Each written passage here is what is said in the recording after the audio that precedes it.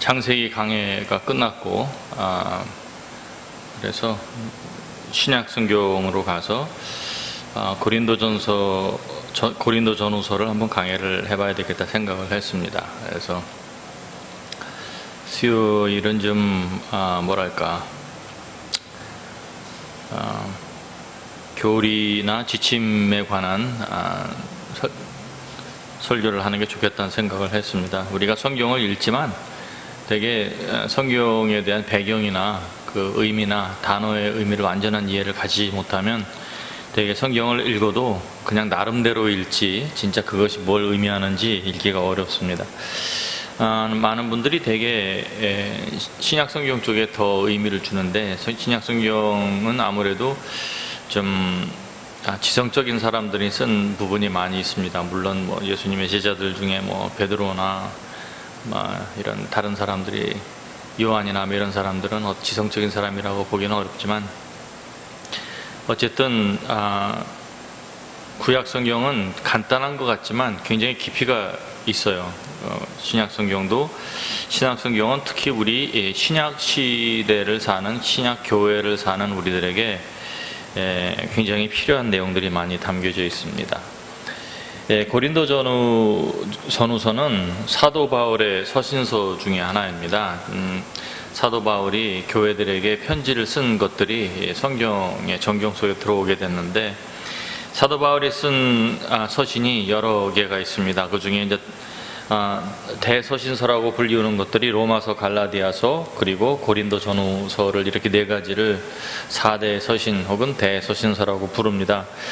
로마서나 갈라디아서는 교리서예요. 그래서 로마서를 읽어보면 교리에 관한 내용들이 많이 나와 있고, 물론 교리만 나와 있다는 아닙니다. 로마서를 읽어보면 창세기에 나와 있는 여러 가지 예화나 사건들에 대한 언급도 나오는데 고린도전서 후서는 특히 우리에게 의미 있는 것이, 고린도전후서는 우리가 오늘날 교회 생활을 하고 있지만 신약 이후로의 교회의 삶들이 어떤 선택을 해야 하며 어떤 삶을 살아야 되며 우리 신약 교인들이 어떤 길을 걸어야 되는가 하는 거에 대한 이론적인 부분뿐만이 아니라 어떻게 보면 실예와 사건을 들어서 그런 것에 대한 강해를 해주고 있다는 부분에서 우리에게 도움이 됩니다.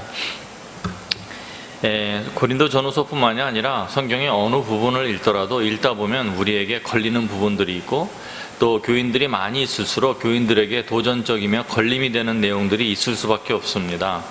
그래서 이것을 보다가 만약에 이런 부분들이 개인적으로 걸림이 된다면 그거는 회개해야 하며 바꿔야 된다는 이야기가 되겠고, 그리고 심지어는 어떤 부분들은 교회적으로, 교단적으로, 전통적으로 맞지 않아 보인다는 부분들이 나올 수도 있습니다.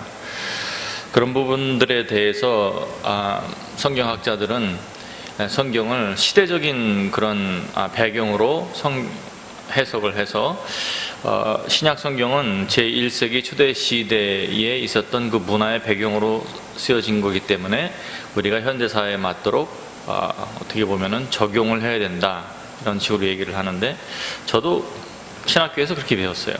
신학교에서 그렇게 배우고 나서 오랫동안 그런 생각을 했었는데 그렇지 않습니다. 성경은 우리에게 분명히 경의 모든 말씀은 하나님의 감동으로 되었다고 했지, 어떤 특정 시대의 배경을 하나님께서 염두에 두고 그거에 맞춰서 하라는 그런 내용은 아닙니다.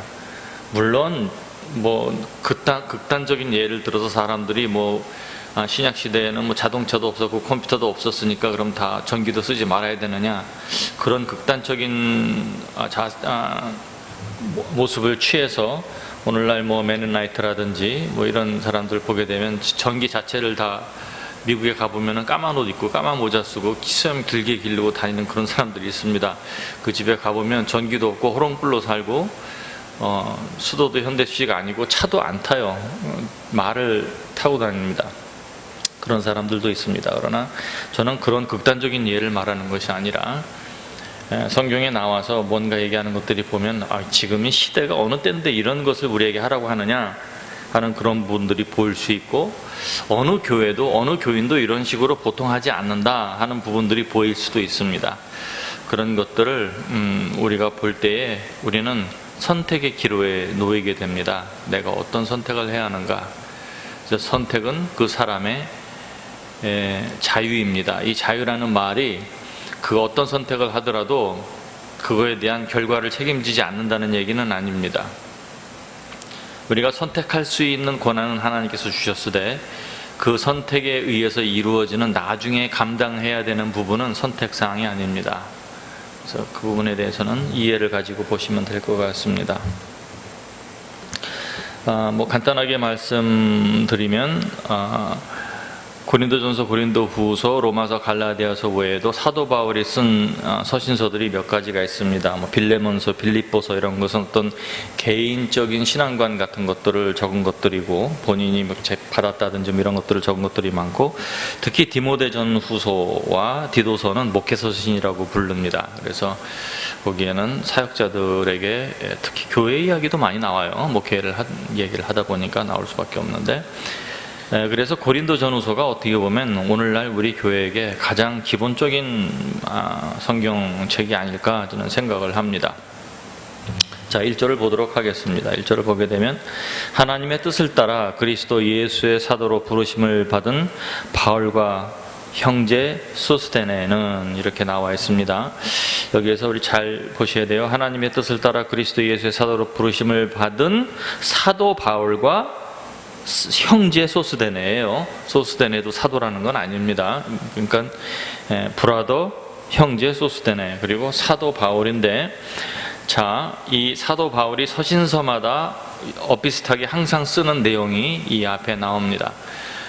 구약도 신약도 하나님께서 쓰신 책에 보면은 맨 처음 부분에 가장 중요하다고 여기는 부분이 꼭 나옵니다. 특히 신약 성경을 보게 되면 창세기도 1장 1절이 가장 중요해요.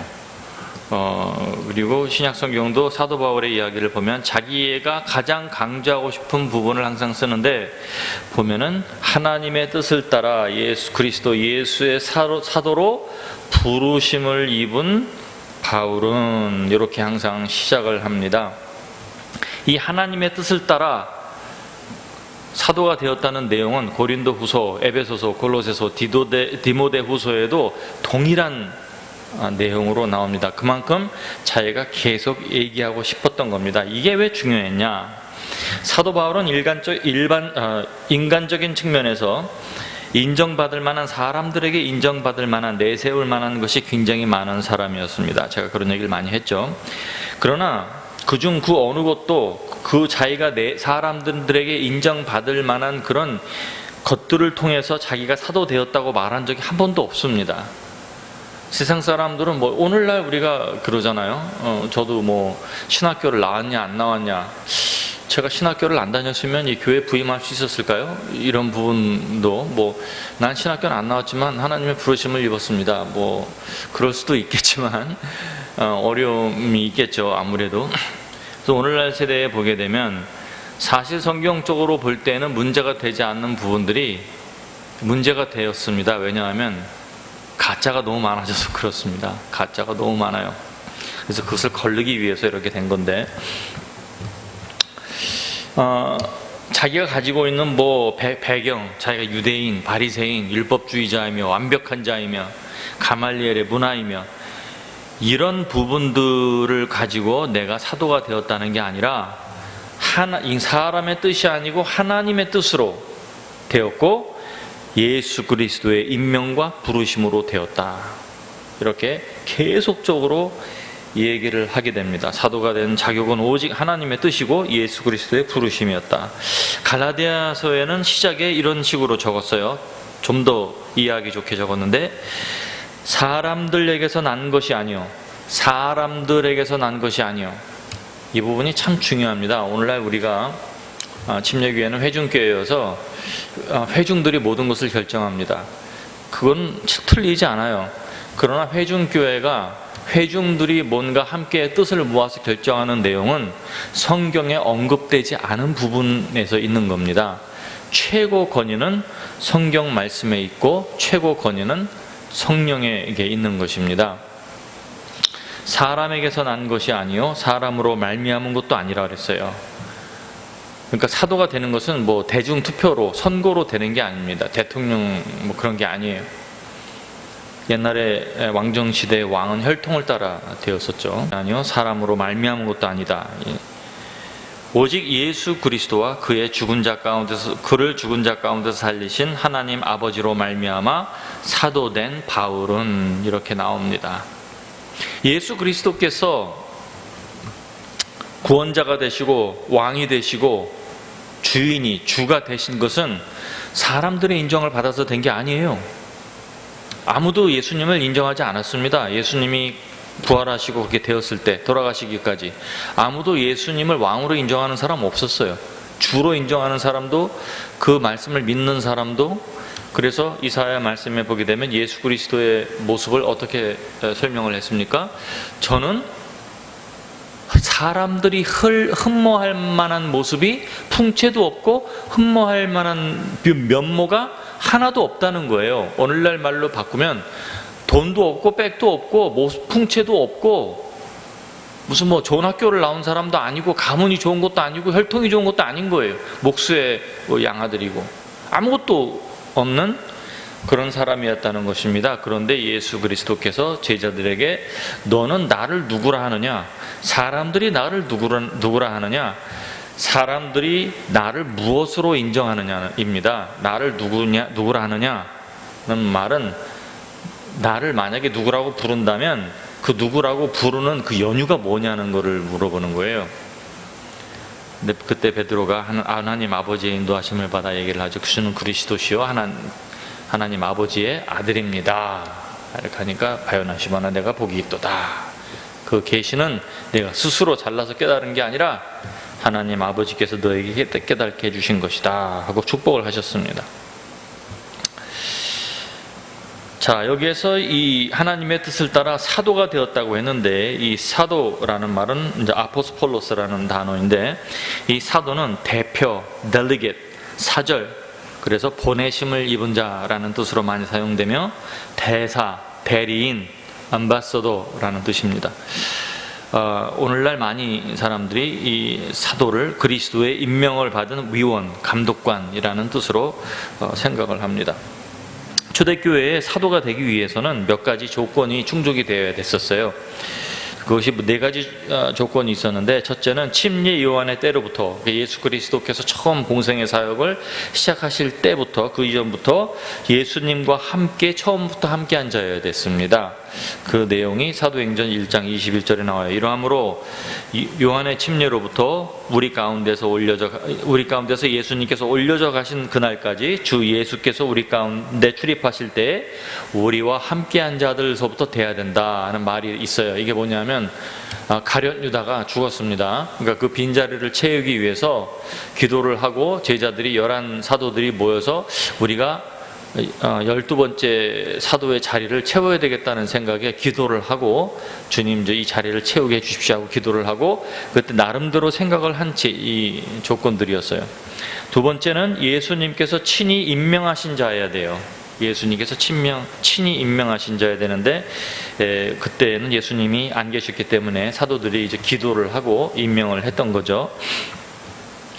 그리고 세 번째는 이적이 그를 통해서 나타나야 됩니다. 주님께서 권능을 주신 자이어야 해요. 마태복음 10장 1절에 예수께서 그의 12제자를 부르사 더러운 귀신을 쫓아내며 모든 병과 모든 악한 것을 고치는 권능을 주셨다 이렇게 나와 있습니다. 네 번째는 부활하신 예수님을 친히 본 적이 있는 사람이어야 됩니다. 왜냐하면 사도들은 예수님의 살아계셨던 것과 계셨음을 또 부활하셨음을 증언하는 사람들이 되어야 하기 때문입니다. 사도행전 1장 22절에 항상 우리와 함께 다니던 사람들 중에 하나를 세워 우리와 더불어 예수께서 부활하신 것을 증언할 사람이 되게 하여야 한다 이렇게 말을 했어요. 그래서 이 4가지 조건이 충족이 돼야 하는데 그 사도들이 기도를 하고 거기에서 제비를 뽑아 마띠아를 뽑았습니다. 자, 그래서 마띠아가 사도 노릇을 시작을 하게 됐어요. 그런데 나중 한참 지나고 나서 사도 바울이 사도행전에 나오면서 사도 바울이 예수님의 교회를 핍박하다가 예수님을 만납니다. 그가 만난 예수님은 이 땅에 육체로 계신 예수님이 아니었어요. 이미 승천하신 예수님께서 성령을 통해서 나타나신 것으로 보입니다. 자, 사도 바울이 예수님을 만난 것은 분명합니다. 그러나 그것을 아무도 증언해 줄 사람은 없었어요. 혼자 봤기 때문에. 예수님께서 사도 바울을 사도로 부르신 것도 분명합니다. 내가 너를 이방인을 위한 사도로 삼겠다고 예수님께서 그를 부르셨는데 아무도 그것을 함께 듣거나 목격한 사도가 없었어요. 그러므로 사도는 자기의 특히 목회 초기에는 바울을 우리가 가지고 있는 이 조건으로 볼 때 사도로 인정할 수 있는가? 또 우리에게는 이미 우리가 기도하고 뽑은 12번째 사도인 마띠아가 있지 않은가? 이런 문제 때문에 보지 않아도 문제가 있었을 것이라는 것이 보입니다. 그래서 사도 바울은 굉장히 오랫동안 어쩌면 자기 사도의 사역을 하는 모든 동안 항상 이 문제에 사람들에게 눈초리를 받거나 질문을 받았을 가능성이 있습니다. 그런데 여러분 여기 보시게 되면, 성경을 보게 되면, 첫째, 사도 바울에게 예수님이 나타나셨다는 것은 성경에 기록된 사실이며 진리며, 예수님께서 그를 계속 부르셨고 그에게 나타나셨고 계속 말씀하셨다는 것은 성경에 계속 기록되어 있고, 사도 바울의 서신이, 많은 그의 서신이 정경으로 채택되었다는 역사적 사건 안에 주님께서 성경에서 마띠아보다는 사도 바울을 사도로 인정하였다는 것이 더 맞는 것으로 보입니다. 사람들이 마띠아도 인정하기를 원하기 때문에 어떤 사람들은 그러면 우리가 12사도가 아니라 13사도라고 해야 되지 않느냐, 이렇게 말을 합니다. 마띠아를 뽑은 방법이 무슨 황당한 방법이라고 할 수는 없었거든요. 어떻게 보면 사도들이 자기 나름대로 가진 조건을 가지고 주님께 기도하고, 주님, 이 가룟 유다의 자리를 공석으로 둘 수 없으니까 주님 도와주십시오 하고 기도를 하고 한 거 아닙니까? 기도가 마띠아를 뽑았을 때 응답되었다고 생각을 했어요. 그러나 여러분 잘 생각해 보시면 그게 응답된 게 아닙니다. 주님께서 그 기도를 응답하셨지만 그들이 생각한 방법과 때에 응답하신 게 아니에요. 그들의 기도는 사도 바울을 통해서 응답된 겁니다. 마띠아는 아닌 거예요. 사도들은 생각하기를 예수님께서 이미 승천하셨기 때문에 더 이상 직접 오셔서 사도를 뽑을 수 없다고 생각을 했어요. 그러나 그것은 착각이었던 것입니다. 주님은 하나님께서 하실 수 없는 어떤 제한이나 한계는 없는 거예요. 이게 상당히 중요합니다. 그리고 주님은 주님의 때에 주님의 이니시에이션으로, 주님께서 시작하신 일로 모든 일을 주님께서 하시는 거지, 우리가 많이 그렇게 합니다. 주님께 기도하고, 주님, 우리가 이렇게 할 테니까 주님 이렇게 동조해 주십시오, 이렇게 합니다. 근데 그거는 안 되는 거예요. 되게 보면 사람들이, 주님, 제가 이런 사업을 할 테니까, 뭐 이런 학교를 택할 테니까, 뭐 이런 배우자를 택할 테니까 주님 축복해 주십시오. 그러면 주님께서 돕는 자가 되고 보조가 되고 내가 주가 되는 거죠. 그러나 하나님은 반드시 주인이 되셔야 되며 왕이 되셔야 되며 알파와 오메가가 되셔야 돼요. 모든 일의 시작이 되셔야 하고 모든 일의 완성이 되셔야 됩니다. 그래서 그것을 인정하지 않으면 아버지께로부터 시작되지 않은 모든 것은 다 뽑히우며 다 무너뜨려진다고 했습니다. 파괴됩니다. 그래서 정말 주님을 만난 사람들에게 제일 먼저 흔히 일어나는 일 중에 하나가 뭐냐면, 그동안 내가 쌓은 것들을 버리게 하시고 비우게 하세요. 이런 사건이 사도 바울에게 이미 일어난 것이고, 저도 개인적으로 그런 경험을 했습니다. 그럼 어떻게 13사도가 아니고 12사도이냐? 자, 제가 항상 그런 얘기를 했었는데 오늘 본문을 한번 찾아보겠습니다. 요한계시록 맨 뒤에, 성경 맨 뒤에 21장을 보세요. 요한계시록 21장을 보시면 21장 14절을 찾아보십시오. 21장 14절을 보게 되면, 요한계시록 21장에는 천년왕국이 끝나고 백보자 심판, 쉰보자 심판도 끝나고 새하늘과 새 땅에서, 하늘나라에서 새 예루살렘 성이 엄청난 모습으로 이 땅에 내려옵니다. 그 모습을 설명을 하는데 14절에 이런 내용이 나옵니다. 그 성의 성곽에는, 함께 읽어볼까요? 시작. 그 성의 성곽에는 12 기초석이 있고 그 위에는 어린 양의 12사도의 12 이름이 있더라. 이렇게 나와 있습니다. 어린 기초석 위에 사도의 이름이 있었다. 이렇게 하면 13시인지 12시인지 할 텐데 12사도의 이름이 있고 12 이름이 있었다는 거죠. 12사도의 12 이름이라고 그랬어요. 그러므로 마띠아나 사도 바울이나 둘 중에 하나는 빠져야 되는데 저는 아무리 생각해봐도 마띠아보다는 바울이 유력하다고 생각을 합니다. 성경적으로 볼 때 마띠아는 그 사도행전의 사건 이후로 이름이 안 나와요. 그리고 1절에 나왔던 형제 소스데네는, 그 소스데네라는 이름은 안전에 of safe or to strengthen, 힘있게 하다라는 뜻인데, 사도행전 18장 17절에 나오는 헬라 사람 회당장 소스데네와 동일인 것으로 보입니다. 사도 바울이 복음을 전하다가 잡혀요. 헬라인들에게 소송을 당해서 법정으로 가게 되는데 풀려납니다. 풀려나니까 헬라인들이 화가 나니까 그 사도 바울이 회당에서 말씀을 전할 수 있도록 방관했다고 할까요? 허락해준 이 소스데네를 잡아다가 매를 때렸습니다. 그래서 어떻게 보면 사도 바울에게 복음을 전할 수 있게 허락했다가 매를 맞은 사람이라고 할 수 있는데, 함께 이렇게 나오는 거 보니까 함께 믿는 사람이 되어서 핍박을 당했다고 볼 수 있겠죠. 이 사람도 상급이 있을 것 같아요. 굉장히 많이 있겠죠. 자, 2절과 3절을 봅니다.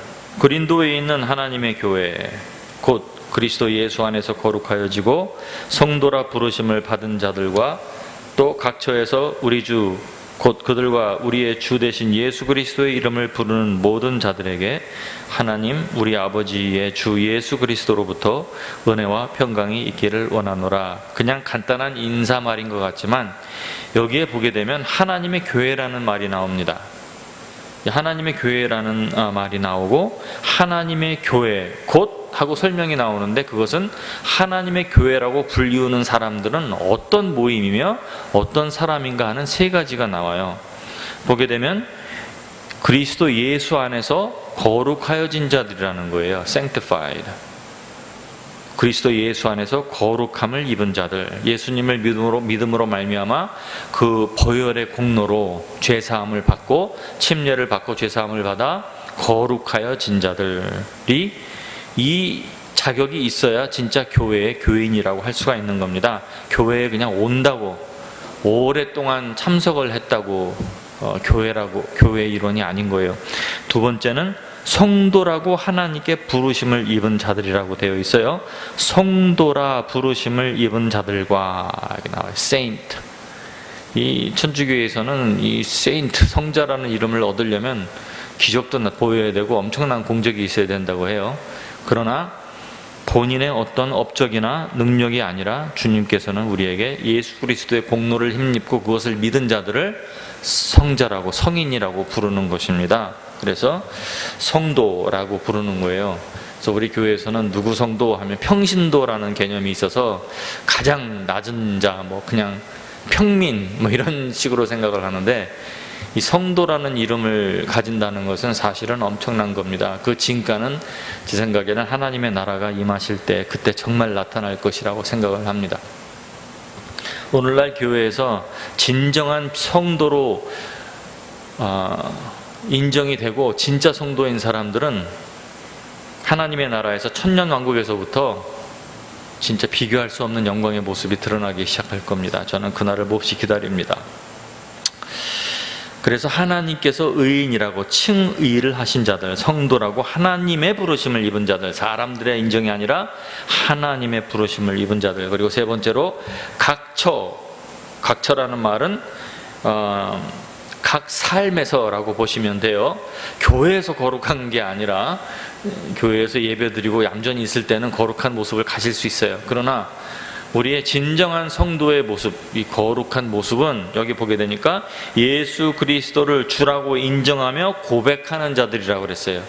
예수 그리스도를 주인으로 인정하여 고백하는 자들.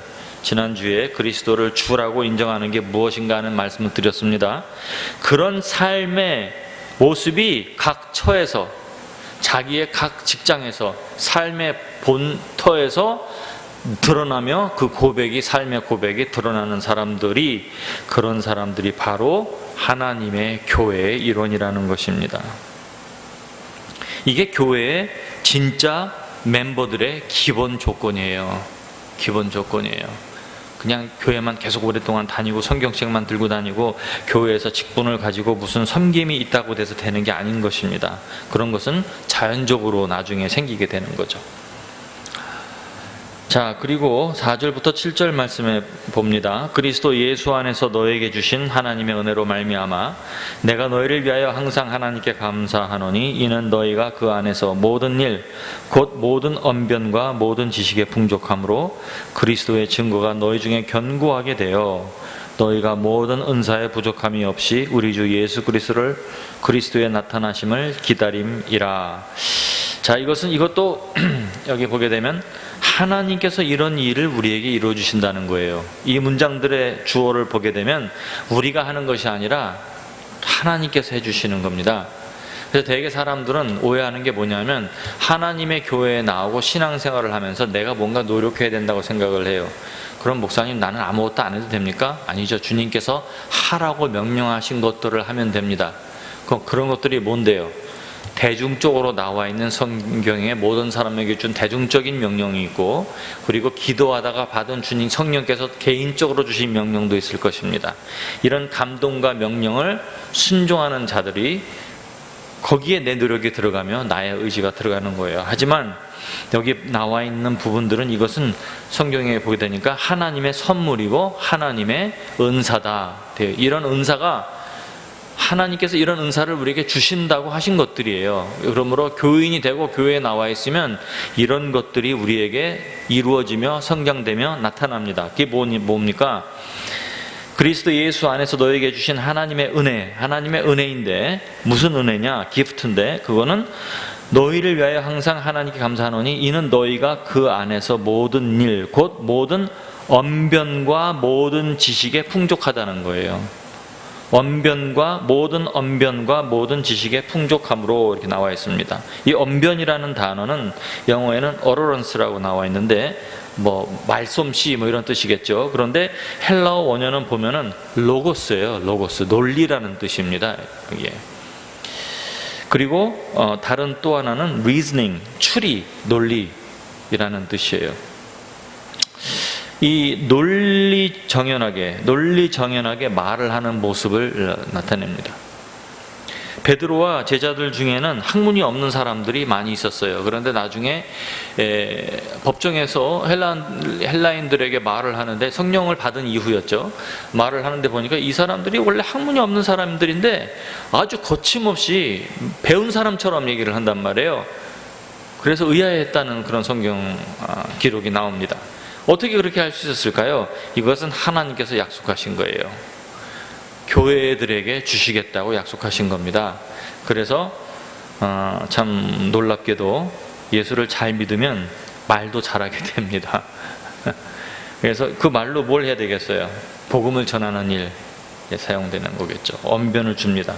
그 언변을 가지고 이상한 곳에 사용하라는 게 아니라 말싸움에서 이기라는 게 아니라 언변을 통해서 좋은 말로 이렇게 논리적으로 말하는 법을 가르쳐 주시고 그렇게 할 수 있게 해주신다는 겁니다. 그리고 이 구절에 나오는 이 지식, knowledge는 성경을 아는 지식일 수도 있지만 이 헬라어 원어가 그노시스라는 알다라는 단어예요. 알다. 이 성경에 나오는 이 그노시스, 알다는 지식적으로 뭘 배우는 아는 게 아니라 체험적으로 아는 것을 말을 하는 것입니다. 그러므로 이 죽은 경문이라고 할 수 있는 율법의 경전을 읽을 때 그것을 체험적으로 깨닫고 알게 해주시는 그런 은사를 우리에게 주신다는 거죠. 그래서 그것을 성령 체험이라고도 하고 하나님을 경험한다라고도 우리는 얘기를 합니다.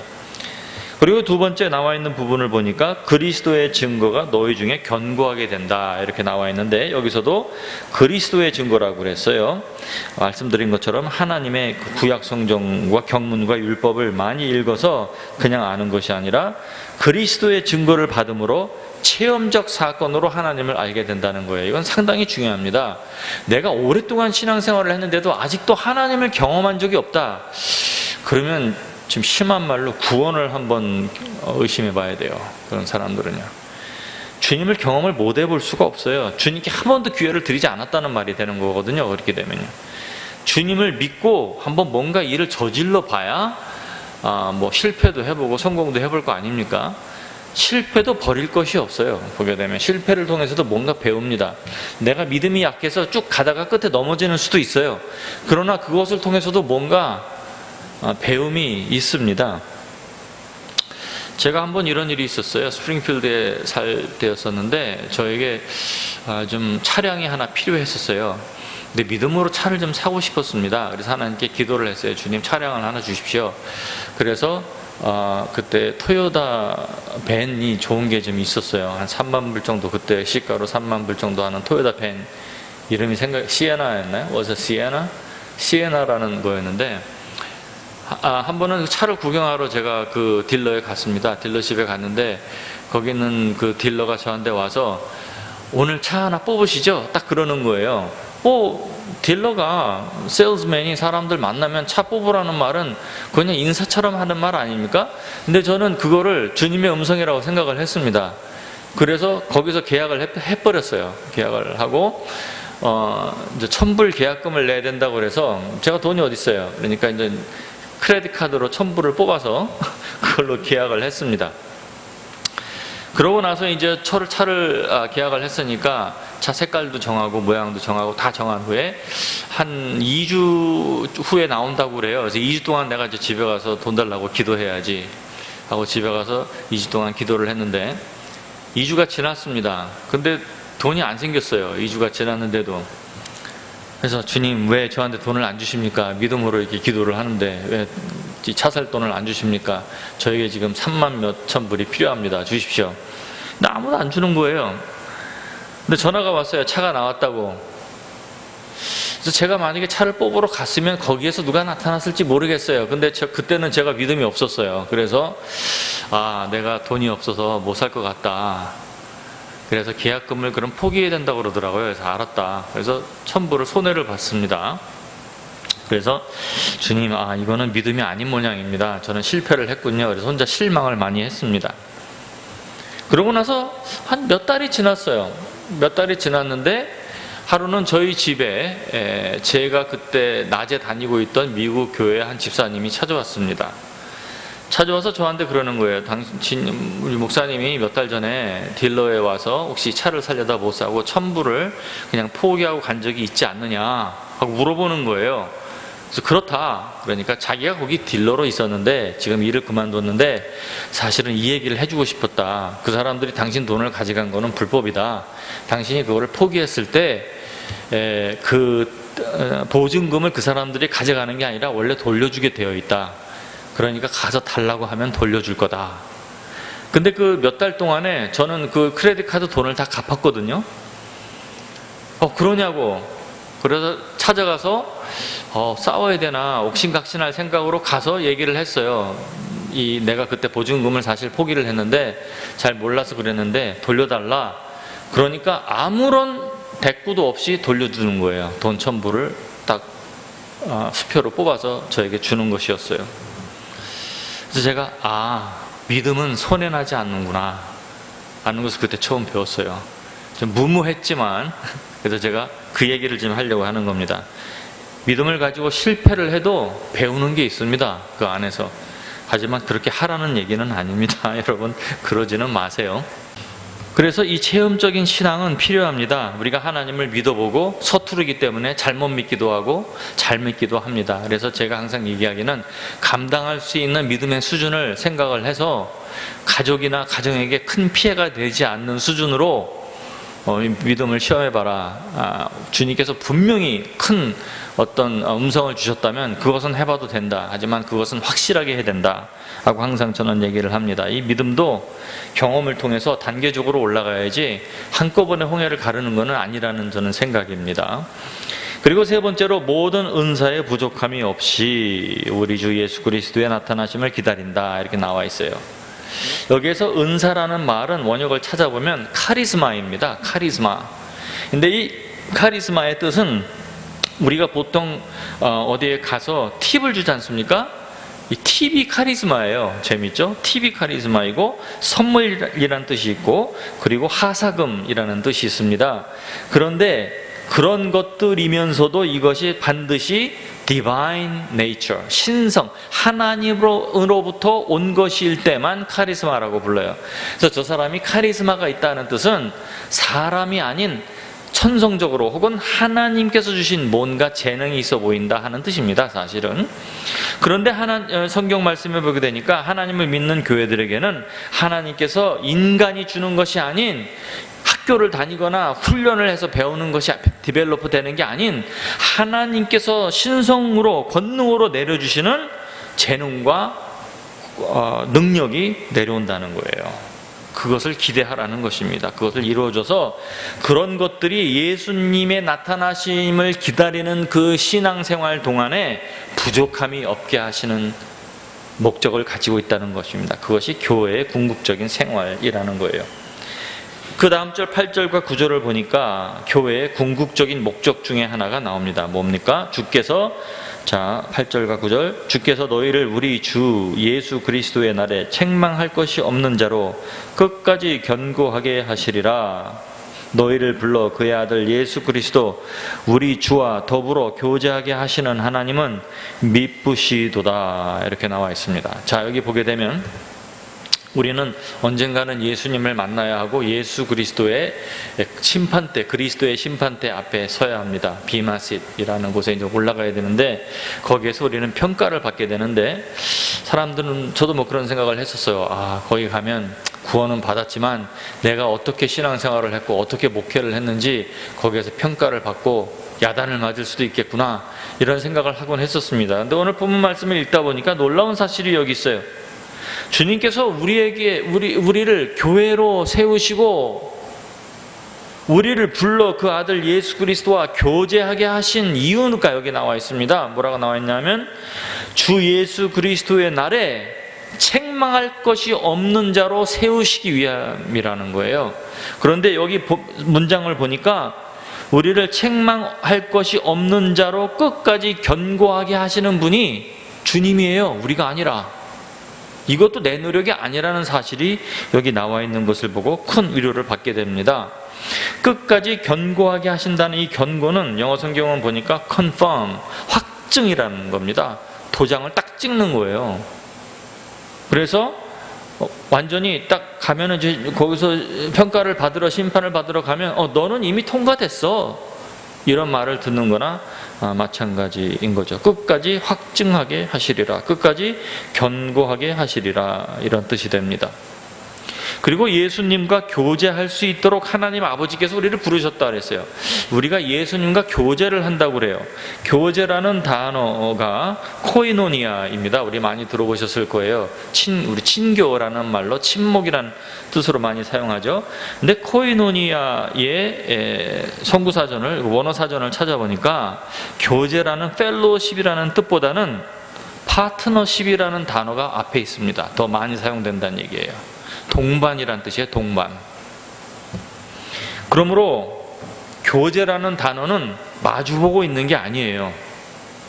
교제는 한 곳을 같이 보는 겁니다. 그래서 함께 가는, 동반하는 거를 말해요. 그래서 파트너십, 동반자, 파트너라는 뜻입니다. 우리를 예수 그리스도와 함께 동반자로 만드셨다는 거예요. 하나님께, 아버지께서 우리를 불러서 예수 그리스도와 함께, 예수 그리스도를 따라 함께 걷게 하신다는 겁니다. 이것은 부부의 관계를 나타냅니다. 되게 사람들은 부부관계를 서로 바라보는 관계로 생각을 하는데, 부부관계는 그게 아니에요. 부부관계는 함께 한 곳을 바라보는 겁니다. 함께 가는 거예요. 그리고 그 길에 머리를 남편으로 두고 교회의 머리는 예수가 되는 겁니다. 코이노니아, 길을 바라보고 함께 가는 것이란 뜻입니다. 이 일을 위해서 하나님 앞 성부 하나님께서 예수 그리스도에게로 우리를 인도하셨다는 것입니다. 10절 말씀입니다. 형제들아, 내가 우리 주 예수 그리스도의 이름으로 너희를 권하노니 모두가 같은 말을 하고 너희 가운데 분쟁이 없이 같은 마음과 같은 뜻으로 온전히 합하라. 자, 하나님 아버지께서 우리를 예수 그리스도와 함께 합하며 동반자가 되며 교제하는 사람으로 부르신 것 같이 이제 너희 교회 안에서도 다 함께 교제하라는 겁니다. 함께 가라는 거예요. 그런데 그것을 하기 위해서 하나 되어라, 합하라. 그러기 위해서 뭘 해야 되느냐? 요 세 가지를 말합니다. 너희가 모두 같은 말을 하며 같은 마음을 갖고 같은 뜻을 가져라, 이렇게 말을 합니다. 고린도 교회에 분쟁이 있었어요. 그래서 이 말을 듣고 사도 바울이 이 편지를 쓴 겁니다. 그러므로 그 문제가 무엇인지 얘기를 하기 직전에 먼저 이 문제를 해결하기 위한 권고를 먼저 하는데, 너희가 같은 말을 하고 같은 뜻을 갖고 같은 마음을 가져라, 이렇게 얘기를 합니다. 여러분, 이 말은 굉장히 의미심장합니다. 왜냐하면 교회에 뭔가 파당이 생기고 갈등이 생기고 문제가 생길 때에는 이것 때문에 그런 거예요. 말이 같지 않으며 뜻이 같지 않으며 마음이 같지 않기 때문입니다. 그리고 이것이 같지 않은 이유는 대개 보면 자기에게 맞추라고 하기 때문에 못하는 거예요. 그것이 아니라 여기에서 같게 하라, 하나 되라는 것은 한 사람에게 맞추라는 건데, 그 누구에게 맞춰야 돼요? 머리에게 맞추는 거예요. 항상 머리에게. 예수님은 아버지에게 맞췄어요. 교회는 예수님께 맞춥니다. 가정은 남편에게 맞추는 거예요. 이런 식으로 다 맞추게 되고, 왕국은 왕에게 맞추는 겁니다. 이런 식으로 하나님께서 만드신 겁니다. 그래서 예수님께서 우리의 하나됨 같이 저희들도 우리와 함께 되게 해주십시오, 하나 되게 해주십시오 하고 기도하시는 게 뭐냐면, 성부와 성자와 성령이 하나님 아버지의 한 뜻으로 하나 되었어요. 그래서 오늘날 몸된 교회도 아버지의 뜻에, 예수님을 따르면 아버지의 뜻에 하나가 되게 되어 있다는 것입니다. 그래서 여기 같은 말이라는 것은 같은 행동, 같은 삶을 말하는 거고, 선택을 말하는 것이고, 같은 마음, 그리고 같은 뜻은 오피니언, 의견을 말하는 거예요. 같은 사고방식을 가지라는 겁니다. 자, 분쟁이 있다는 얘기를 언급을 합니다. 11절과 12절 보니까, 내 형제들아, 글로의 지편으로 너희에 대한 말이 내게 들리니 곧 너희 가운데 분쟁이 있다는 것이라. 내가 이것을 말하거니와 너희가 각각 이르되 나는 바울에게, 나는 아볼로에게, 나는 게바에게, 나는 그리스도에게 속한 자라 한다는 것이니, 이렇게 나와 있습니다. 여기에 나오는 글로에는 여자 성도인데 초록, 그린이란 뜻입니다. 헬라 문화의 글로에는 헬라 문화의 농사의 여신은 데메텔이라는 농사의 여신의 별명이라고 해요. 그래서 글로에는 아마도 여신의 별명으로 불린 것으로 보았을 때 유력한 사람이었을 것이다 하는 추론이 많습니다. 이 글로에는 여기 외에 다시 나오지 않습니다. 그런데 정황상으로 볼 때 사도 바울을 많이 조력했던 사람인 것 같아요. 그래서 헬라인으로서 부유한 여성 사업가였던 것으로 추정이 됩니다. 왜냐하면 나중에 노예를 사용했다는 내용도 나오고 이러기 때문에. 그리고 고린도 교회 사람들에게 따로 설명이 필요 없을 정도로 이미 잘 알려진 사람인 것 같습니다. 그래서 글로의 집으로 사람이 연락이 왔어요. 그때 사도 바울이 이 얘기를 이제 들은 거죠. 여기 들어보니까 여러분, 이 분쟁의 그 이유를 여기 얘기를 하는데, 여기 보게 되니까 파당이 나뉘었어요. 한 사람들은 나는 바울에 속해 있다, 나는 게바에게 속해 있다, 나는 아볼로에게 속해 있다, 나는 그리스도에게 속해 있다. 이것은 단순히 어떤 사람에게 속해 있다는 것보다 왜 그 사람들을 택했나 하는 부분들을 우리가 볼 필요가 있습니다. 바울에게 속했다는 것은, 바울은 여기서 누구냐 하면 고린도 교회를 세운 창립자입니다. 개척자예요. 그러므로 오늘날로 본다면 창립 멤버라는 거죠, 자기들이. 그래서 많은 교회들이 특히 역사가 깊을수록 창립 멤버 하면 그냥 저절로 굉장히 무게가 실리는 그런 것을 볼 수가 있어요. 뭐 모태신앙 같은 그런 거죠. 근데 모태신앙 창립 멤버, 죄송한 얘기인데요, 하나님 나라에 가면 아무런 쓸모가 없습니다. 우리는 이 땅의 교회에서 사람들에게 인정받는 게 아니라 하나님 나라에서 하나님께서 인정하시는 사고방식을 가져야 돼요. 이게 참 교회의 모습인 것입니다. 그리고 아볼로에게 속했다는 것은 성경에 나와 있는 아볼로의 이야기를 들어보면 사도행전 18장과 19장에 보게 되면 그는 성경에 능통하고 웅변가였다 이렇게 나와 있습니다. 그 이름이 아볼로라는 것, 태양이라는 것을 볼 때 헬라 문화에서도 이미 고린도 교회 교인이 되기 전에도 유력한 사람이었던 것 같습니다. 말을 잘하고 머리가 좋은 사람인 것을 보니까 어떻게 보면 오늘날로 보면 신학 교수 같은 그런 사람이었지 않았을까. 해박한 구약 성경 지식과 설득력 있는 언변으로 사람들을, 유대인들을 율법으로 얘기를 해서 논리적으로 이겼다고 그랬어요.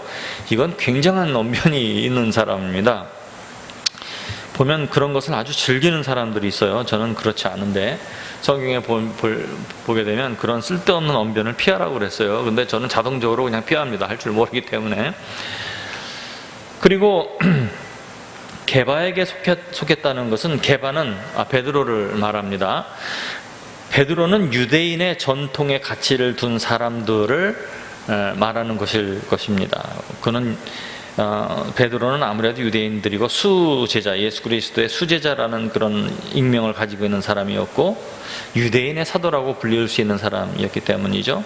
그리고 천주교에서도 초대 교황으로 인정을 받는 그런 사람으로, 어떻게 보면 가장 전통적이고 가장 혈통이 인정되는 사람이라고 볼 수가 있어요.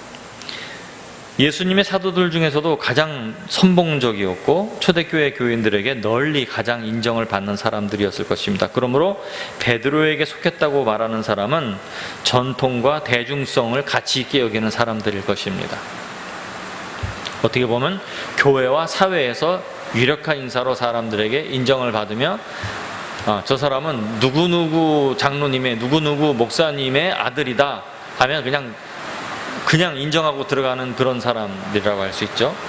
그런 것도 전혀 자기를 세우는데 사용해서는 안 되는 거예요. 그래서 저는 되게 보면 알면서도 꼭 한마디씩 합니다. 어디 가면, 제가 설교하러 가면 제가 어느 학교를 나왔고 누구이고 이런 얘기를 할 때 학교 소개는 안 해도 된다고 항상 저는 얘기를 하는데, 보면 사람들에게 얘기를 할 때 어느 교회에서 목회를 했었고 어디에서 근무를 했었고 어느 학교를 나왔고 이런 얘기를 꼭 써요. 그리고 심지어는 목사님들 중에서도 아이빌리그 사실 신학으로 아이빌리그를 나왔다는 건 별 의미가 없는데, 제가 볼 때는 하버드를 나왔다든지 이런 내용들을 영국 옥스퍼드를 나왔다든지 이런 거를 꼭 소개를 하는 사람들이 있습니다. 뭡니까? 알아서 구피라는 거죠. 알아서. 근데 저는 좀 그런 것 좀 안 했으면 좋겠다는 생각을 항상 하는데, 그건 저 생각이고 하시는 분들은 하시겠죠. 주님의 나라가 올 때가, 그때는 소용이 없다는 것을 아시게 될 것입니다. 그리고 그리스도에게 속했다는 것은, 여기에서 나오는 그리스도가 예수 그리스도라면 이거는 옳은 고백입니다. 이 위에 있는 세 부류의 사람들도 자기가 예수 그리스도에게 속했다고 다 말을 했을 것이라고 믿습니다. 그런데 여기에서 그리스도라는 말이 예수 그리스도가 아닌 기름 부음, 택함이라는 뜻이라면 문제가 됩니다. 왜냐하면 자기의 우월성을 지금 말하는 거거든요. 너희는 사람들에게 속해 있지만 나는 하나님의 특별한 영적 택함을 받았기 때문에 교회의 인정을 받지 않아도 되고 사람들의 인정을 받지 않아도 되고 우리는 특별해. 왜? 우리는 특별한 기름 부음을, 그리스도를 받았기 때문이다 하고 말을 하는 사람들인 것입니다. 이유를 막론하고 자기를 다른 사람들보다 높다고 여기는 자는 주님께서 다 낮추신다고 하셨어요. 이게 상당히 중요한 겁니다. 내가 저 사람들보다 똑똑하다, 내가 저 사람들보다 영적으로 뭔가 뛰어나다, 내가 저 사람들보다 부자이다, 힘이 있다, 뭔가 내가 더 나으며 이런 걸로 저 사람들보다 내가 우월하다는 생각을 하는 사람들은 주님께서 다 낮추시겠다고 말씀을 하셨다는 사실을 꼭 생각을 해야 됩니다. 진짜로 자기를 낮춰야 돼요. 가식이 아니라 진짜로 낮춰야 돼요. 진짜로 낮추지 않으면 주님께서 그 마음의 가식조차도 낮추십니다. 그 가짜로 겸손한 척 했다는 것조차도 다 드러나게 하세요. 이거 얼마나 부끄러운 일입니까?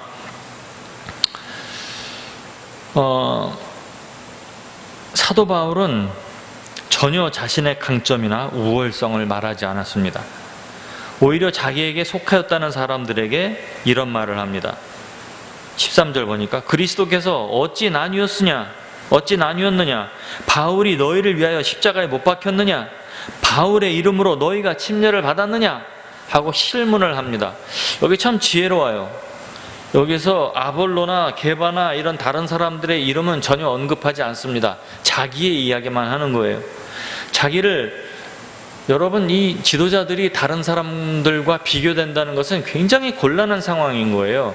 그것을 그렇다 아니다 얘기할 수도 없고, 은근히 속으로 저 사람들보다 훌륭하다고 말을 하면 기분이 좋을 수도 있고, 저 사람보다 못하다는 얘기를 하면 은근히 기분이 나쁠 수도 있기 때문입니다. 사람이기 때문에.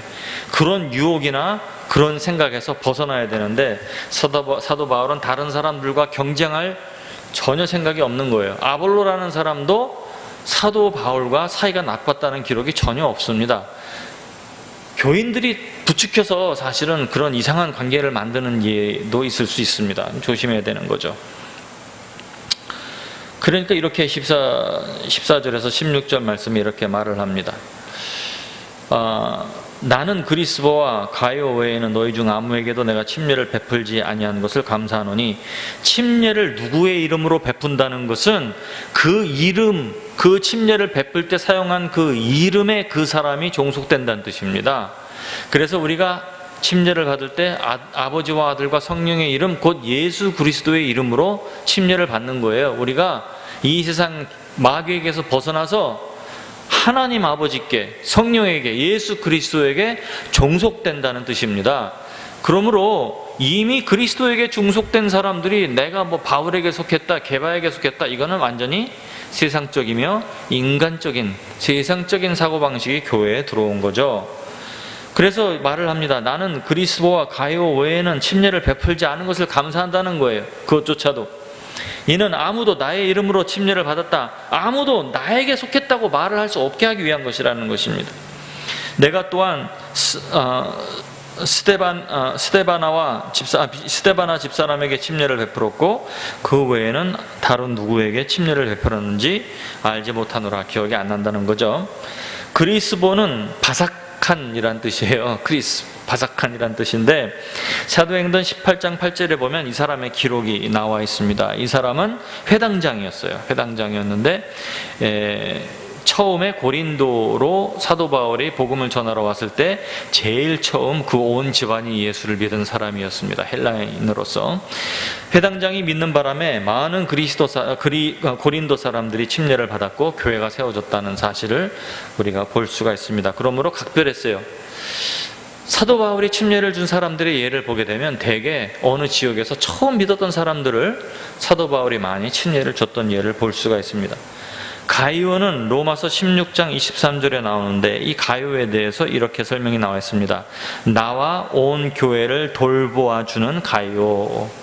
그래서 케어 미니스트리, 섬기는 아주 그런 사람들이 있어요. 묵묵하게 사람들 앞에 나서지 않지만 뭔가 어려운 일이 있으면 정말 그냥 뿅 하고 나타나서 사람들을 도와주고 아주 능숙하게 도와주는 그런 섬김의 그 은사가 있는 사람들이 있습니다.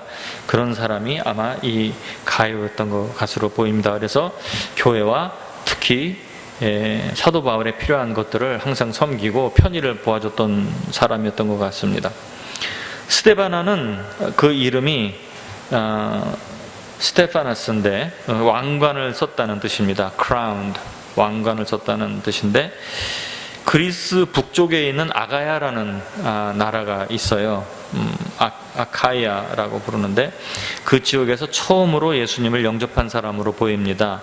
고린도전서 16장 15절 전반절에 보면 형제들아 스베다나의 집은 고도 아가야의 첫 열매다 이렇게 나와 있습니다. 그래서 첫 열매들, 처음에 믿은 사람들을 중심으로 많이 침례를 준 것을 우리가 볼 수가 있습니다.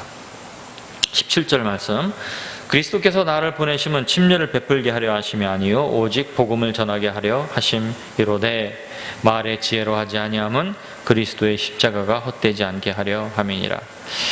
예수님께서 사도 바울에게는 침례를 베풀지 말라고 했다는 얘기는 아니죠. 그러나 사도 바울이 여기서 말하는 것은 자기의 주된 소명은 침례를 베풀어서 사람들을 모으는 게 아니라 자기를 희생해서 사람들을 예수님께 인도하는 소명을 가지고 있다는 겁니다. 침례를 많이 주는 사람들 중에는 예수님을 위한다곤 하면서 자기의 사람들을 자꾸 만드는 거예요. 그래서 내가 안수한 사람, 내가 침례 준 사람, 이런 말은 굉장히 비성경적이며 주님께서 기뻐하지 않는 것입니다. 왜? 그 사람들은 침례를 준 그 사람의 사람이 아니에요. 그 침례를 받을 때 사용되었던 예수님의 이름에 예수님께 속한 사람들이고 나의 양이 아니며 예수 그리스도의 양입니다. 이것을 분명하게 지도자들은 알고 있어야 합니다. 이것이 진짜여야 돼요.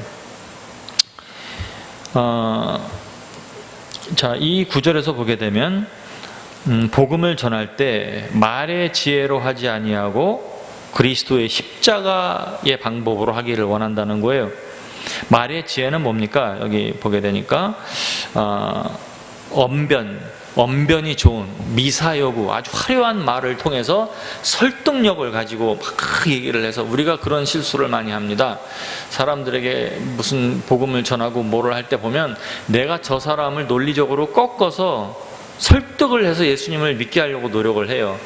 그런데 제가 해보니까 말에 눌려갖고 패배를 당해서 예수 믿는 사람은 한 명도 못 봤어요. 되게 실패감을 가지고 심지어는 모욕감을 가지고 떠납니다. 교회를 떠나고 예수님을 떠나요. 심지어는요. 그래서 어떻게 해야 되는가? 그리스도의 십자가의 방법으로 해야 돼요. 그리스도의 십자가의 방법이 뭡니까? 다 희생하는 거예요. 누군가를 살리기 위해서 나의 모든 것을 다 내놓는 겁니다. 이 방법 외에는 주님의 사랑을 온전히 전할 수 없으며 그 복음이 무엇인지 진정한 모습을 보일 수가 없다는 것입니다.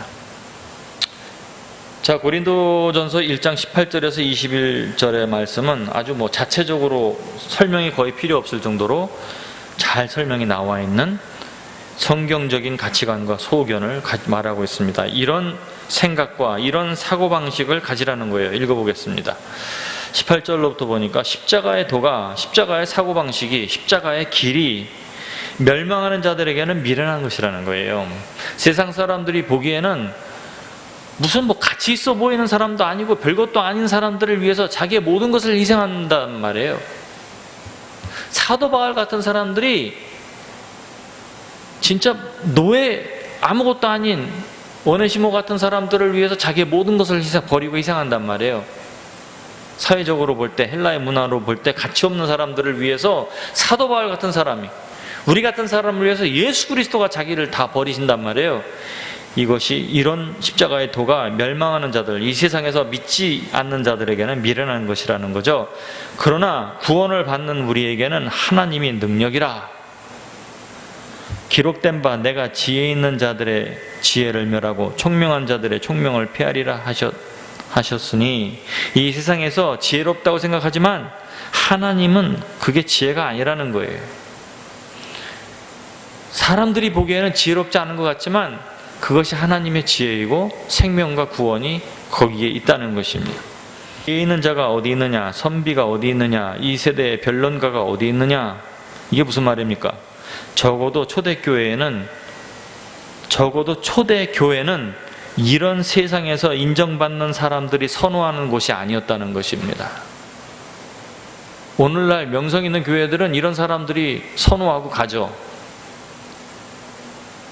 그러나 진정한 하나님의 교회는 세상에 이런 유력한 자들이, 세상에게 내보일 것이 많은 사람들이 선호하는 것이 아니었다는 거예요.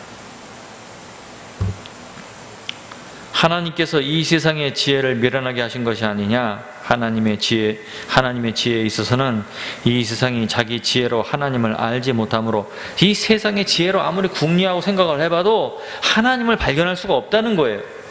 하나님께서 당신을 계시해 주시기 전까지는 알 수가 없다는 겁니다. 하나님께서 전도에 미련한 것으로 믿는 자들을 구원하시기를 기뻐하셨도다. 어떻게 보면 우리가 복음을 전하는 이 전도의 방법이 미련해 보일 수도 있다는 것입니다. 그러나 이러한 미련한 방법으로 어떤 설득이나 어떤 미사여구나 어떤 논리적인 말이나 이런 것이 통하지 않고 그냥 그리스도의 방법으로 자기를 진정한 모습으로 그들을 위해서 자기를 희생하고 드리며 진정한 마음으로 계속 전할 때 언젠가는 주님께서 그를 만지신다는 겁니다. 그를 열어주신다는 것. 사람들이 분쟁하고 분열하는 이유는 그의 입의 말과 그 마음의 생각과 그 가치를 만드는 자기의 그 소견들이 다 다르기 때문인 것입니다. 그래서 아까 이런 말이 나왔던 거예요. 교회에 분쟁이 있을 때는 이 부분을 생각을 해야 되는 거예요. 우리가 모두 주님께서 우리에게 주신 같은 말을 하고 있는가? 우리가 같은 마음을 품고 있는가? 우리가 같은 의견을 가지고 있는가? 이것을 생각을 해야 되는 것입니다. 분을 버리고 생각을 버리고 이기심을 버리고 욕심을 버리고 자존심도 버리고 나의 지금 생각이 주님께서 우리에게 주신 것들과 명령하신 것들에게 맞춰져 있는 것인가 하는 것을 생각하고 그것을 가지고 하나로 뭉치라는 것입니다. 온전히 합하라. 그게 교회의 모습이고 교회의 방법이라는 거예요. 사도 바울은 고린도 교회에 있는 사람들이 여러 다른 문화적 배경과 사회적 사고관을 가지고 모인 사람들이라는 것을 그들에게 얘기를 했습니다. 거기에는 유대인들도 있고 헬라인들도 있고 헬라 지방의 소아시아의 다른 여러 나라 사람들이 모여 있었던 것입니다. 그래서 그 사람들의 사고방식이 다 달랐고 또 그 사람들의 가치관이 달랐어요. 그 이야기를 여기 1장 22절과 23절 말씀에 합니다. 뭐라고 합니까? 유대인은 표적을 구하고 헬라인은 지혜를 찾으나 우리는 십자가에 못 박힌 그리스도를 전하니 유대인들에게는 꺼리기는 것이요 부끄러워하는 것이라는 뜻이죠. 이방인들에게는 헬라인들에게는 미련하게 보인다는 것입니다. 미련한 것이로되 오직 부르심을 받은 자들에게는 유대인이나 헬라인이나 다 그리스도인인 거죠. 그리스도는 하나님의 능력이요 하나님의 지혜니라. 여기서 그리스도는 예수 그리스도를 말하는 것이면서 또 그냥 그리스도, 하나님의 기름 부으신 것, 하나님의 정하신 것들이, 하나님의 택하신 것들이 하나님의 능력이고 하나님의 지혜라는 것입니다. 하나님의 어리석음이 사람보다 지혜롭고 하나님의 약하심이 사람보다 강하니라. 우리가 이런 믿음을 가지고 있어야 하나님을 택할 수가 있어요. 하나님의 방법을 택할 수가 있습니다.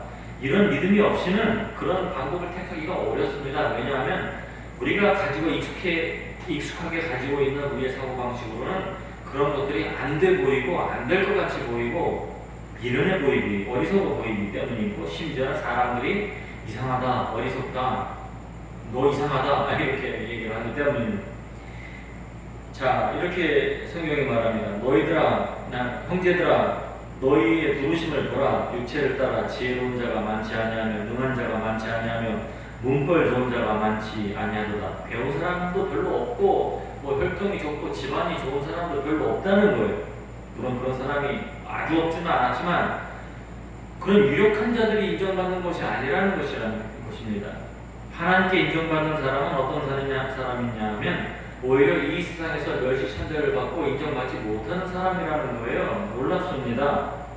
우리가 머리로 지식적으로는 이야기를 교회에서 하는데 진짜 우리의 삶에서는 이것을 인정하지 않습니다. 그러므로 하나님을 정말 제대로 믿는 게 아니라는 생각을 하게 되는 거죠. 그러나 하나님께서 세상에 미련한 것들을 택하사 세상이 미련하다고 하는 것들을 하나님이 택하셨고 지혜 있는 자들을 그것으로 부끄럽게 하셨고 세상의 약한 것들을 택하사 세상의 강한 것들을 부끄럽게 하려 하시며 하나님께서 세상의 천한 것들과 멸시받는 것들과 없는 것들을 택하사 세상에 있는 것들을 폐하려 하신다는 거예요. 이게 하나님의 택하신 기름 부음의 방식이라는 겁니다. 이게 그리스도의 방식이라는 거예요. 그래서 예수님께서 그런 어떻게 보면 아무것도 없는 모습으로 이 땅에 초림하신 것입니다. 이는 아무 육체도 하나님 앞에서 자랑하지 못하게 하려 하심이라. 이게 하나님의 이유입니다. 어떤 하나님의 영광이 나타났고 어떤 사람이 뭔가 큰 일을 이루었어요. 근데 그것이 그 사람이 유력한 사람이고 뭔가 자기의 힘이 들어갔다고 생각되고 사람들이 그렇게 말을 하면 그 사람은 그것을 인정하기도 하고 그렇다고 생각을 할 것입니다. 그러나 주님은 그것을 용납하지 않으시겠다는 거예요. 그래서 하나님께서는 가장 처절하며 약하며 천한 사람과 측면을 택해서 그것을 통해서 주님의 일을 이루시겠다는 거예요. 왜? 그 일을 이루셨을 때 사람도 그 사람도 그 일을 이룬 그 사람도 이것은 절대로 내가 될 수가 없다고 진정으로 말할 수밖에 없는 그런 상황을 만들게 하신다는 것입니다. 너희는 하나님으로부터 나서 그리스도 예수 안에 있고 예수는 하나님으로부터 나와서 우리에게 지혜와 의로움과 거룩함과 구원함이 되셨으니 기록된 바 자랑하는 자는 주 안에서 자랑하라 함과 같게 하려 함이니라. 자랑한다는 것은 가치 있게 여긴다는 것입니다. 여러분, 우리는 무엇을 자랑할 수 있습니까? 이 세상 것, 세상에게 내보일 만한 세상이 우리에게 요구하는 그런 것들을 자랑할 것으로 여기서는 않는다는 것입니다. 하나님의 교회는 하나님께서 하신 것들, 나는 아니며 오직 그리스도만 나타나기를 위해서 처절하게 노력했던 그리스도의 신앙생활, 사도 바울의 신앙생활 같이 오직 주 안에서 예수님만을, 하나님의 하신 일만을 자랑하는 그런 겸손한 자랑의 자가 되어야 주님께 온전히 영광의 멸관을 받을 수 있을 것입니다. 이런 신앙을 가지고 신앙생활 하시는 여러분 되시기를 축원합니다. 존귀하신 하나님 아버지, 우리가 이 세상의 철학과 가치관이 아닌 주님이 택하신 진정한 교회, 그리스도인의 하나님의 택하신 그리스도의 가치관과 자랑을 가지고 세상을 살 수 있도록 우리를 인도하시고 도와주시옵소서. 예수님 이름으로 기도하옵나이다. 아멘.